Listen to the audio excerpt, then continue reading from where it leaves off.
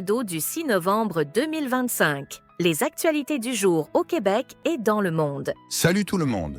Bienvenue dans ton rendez-vous quotidien avec l'actu.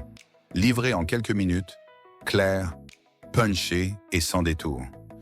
Aujourd'hui, on parle de réformes, d'économie, d'IA et même de phares trop éblouissants.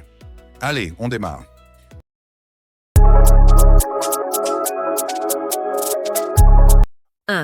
Québec veut faire le grand ménage dans ses organismes publics. La présidente du Conseil du Trésor, France-Hélène Duranceau, a déposé un projet de loi pour réduire la bureaucratie. Objectif, fusionner ou abolir certains organismes et fonds spéciaux. Mais attention, une partie des 1,8 milliard de dollars du fonds d'électrification et de changement climatique pourrait servir à rembourser la dette ou rénover des routes. Une décision qui fait grincer des dents du côté environnemental.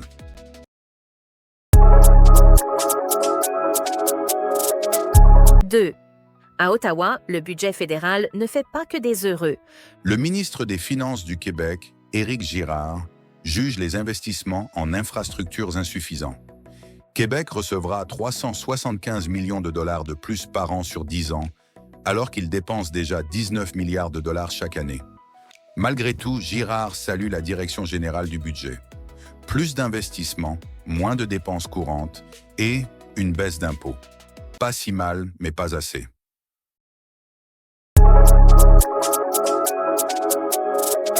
Troisième conflit à la STM. Le gouvernement pourrait sortir l'artillerie lourde. La loi limitant le droit de grève doit entrer en vigueur le 30 novembre. Mais Jean Boulet, ministre du Travail, laisse entendre qu'elle pourrait s'appliquer avant. L'objectif, éviter que la grève ne paralyse Montréal encore longtemps. Aucune option n'est écartée, surtout avec la pression du milieu des affaires.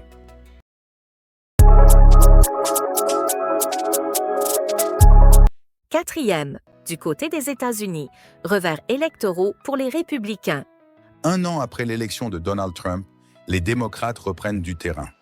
À New York, Zohran Mamdani devient le plus jeune maire et le premier musulman à diriger la ville. Les démocrates conservent le New Jersey, gagnent la Virginie, avec la première gouverneure de l'État, et raflent des sièges en Californie grâce à un redécoupage favorable. Un vent de bleu souffle sur l'Amérique. Cinquième bombardier continue de faire briller le Québec.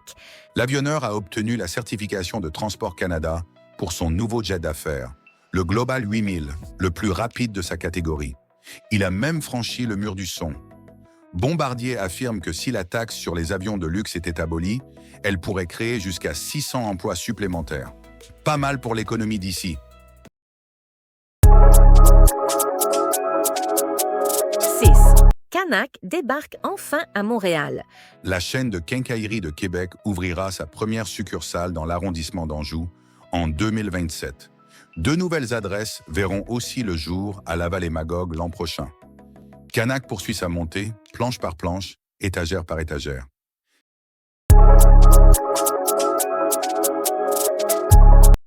Septième start-up québécoise à surveiller, Flair. Cette entreprise montréalaise spécialisée en cybersécurité vient d'obtenir 30 millions de dollars américains en financement, menée par Innovia Capital et la Banque de Montréal. Présente dans plus de 50 pays, Flair veut améliorer sa technologie pour détecter les cybermenaces avant qu'elles ne frappent. Un fleuron numérique à suivre de près.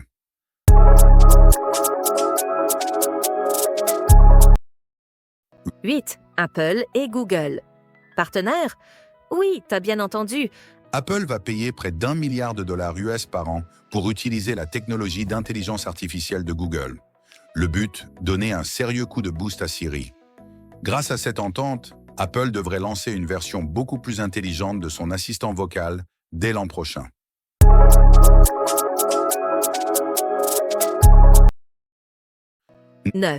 Et justement, l'IA de Google fait encore parler d'elle. Le modèle développé par DeepMind surpasse les outils météo traditionnels pour prédire les ouragans. Plus rapide, plus précis et même meilleur que les prévisions des experts humains. Une avancée scientifique majeure et un pas de plus vers l'intelligence artificielle au service de la sécurité.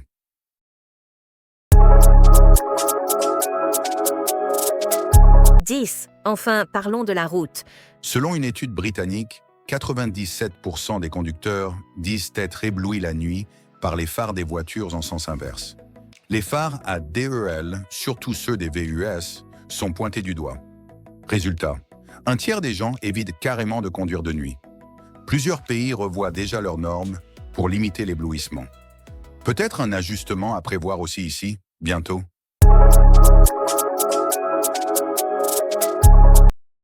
Et voilà, c'était le tour d'horizon de l'actualité d'aujourd'hui. Si tu as aimé ce format clair et rapide, abonne-toi tout de suite à ce balado sur ta plateforme préférée. Comme ça, tu ne manqueras plus aucune mise à jour sur ce qui bouge au Québec et dans le monde. Clique sur s'abonner, active la cloche et on se retrouve demain pour un nouvel épisode d'actualité condensée à la québécoise.